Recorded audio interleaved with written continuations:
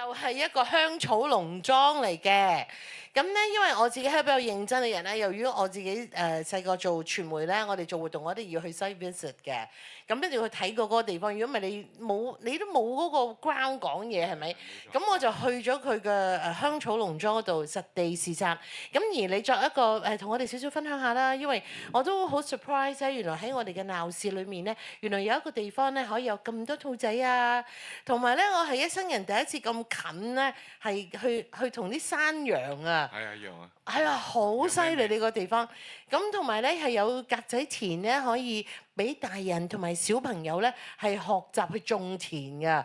因為我哋可能有好多機會去做好多嘢，但係似乎如果我哋問翻自己，你有幾多機會可以係接觸到一大群兔仔同你玩啊？咁多個山羊家族同你喺你嘅身邊啊，咁多個田俾你去種啊，不如時間咧就交俾阿 Ken，咁係香草農莊嘅 partner 之一，負責人同我哋介紹下，係咪有咩環保心得？點解你哋要建立呢一個農莊？你認為保育大自然對環保係咁重要呢？我覺得咧其實地球嘅資源係有限㗎啦。咁我哋有一日咧就同我朋友啦，咁咪坐埋一齊就傾，究竟有啲咩可以不停循環咁再用翻咧？咁我哋諗啊，或者即係嗰啲兔仔啦，係咪？或者養啲羊啦。咁如果佢哋嗰啲講文雅啲就嗰啲便便啦，係咪？嗰啲糞便，咁我哋點樣可以將呢啲循環，然後放翻上去餐台咧？咁點樣呢？啊，咁樣咧就係將佢哋啲糞便咧，愛嚟做肥料啦。排泄物。係啦。係，我哋做肥呢個知啊，呢個細個讀書都知。同埋咧，我最 surprise 見到佢嗰度咧，係話喺條河嗰度咧，利用一啲好簡單嘅東西咧，係抽啲河水出嚟，成為一個魚缸咧，係可以養魚。咁呢一部分咧喺香草農莊裏面咧，我自己係好驚訝，因為好大自然就係咁啦。嗱，你可以喺條河度抽啲水上嚟，就然後可以攞嚟養魚，養啲魚又可以有其他用途。同埋當其時我就提醒咗自己，亦都要提醒大家，我哋真係唔好去污染海洋，唔好去污染河流，因為任何個水都可以係生命嘅泉源咯。係啊，冇錯，因為好似我哋做呢個魚塘啦，養魚咁魚可以攞嚟食啦，係咪？咁另外嗰魚塘個底嗰度嗰啲塘泥咧，亦都可以愛嚟做肥料，愛嚟種嘢。哇！係啊，係啊，好有用啊！咁即係話咧，你哋嗰種喎，你哋一個蜜蜂嗰度嘅喎，又係可以養到啲蜜蜂啊，然後變成一啲蜜糖又可以供應嘅喎。係啊，因為或者如果你有留意咧，新聞都有講咧，就而家地球嘅蜜蜂嘅數量一路少，咁所以咧，我覺得即係推廣呢個做呢個蜜蜂園咧，亦都因為蜜蜂係幫嗰啲植物啦，開花嗰陣時啲植物播花粉咧，咁就令到佢哋可以結成果咯。係啊，如果冇咗佢哋真係唔得㗎。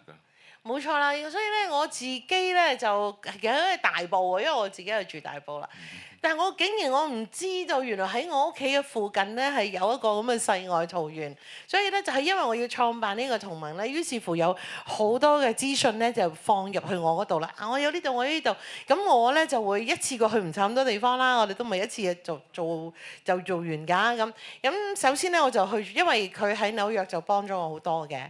咁變咗我去咗你嗰度先啦，係咪？咁如果咧，我想問下現場嘅朋友，嗱，大埔火車站一出就坐車就可以去到㗎啦。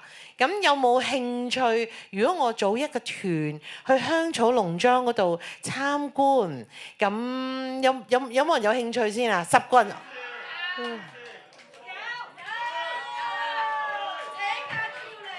哇！咁多人喎。係咯，佢哋嚟睇咩咧？嗬？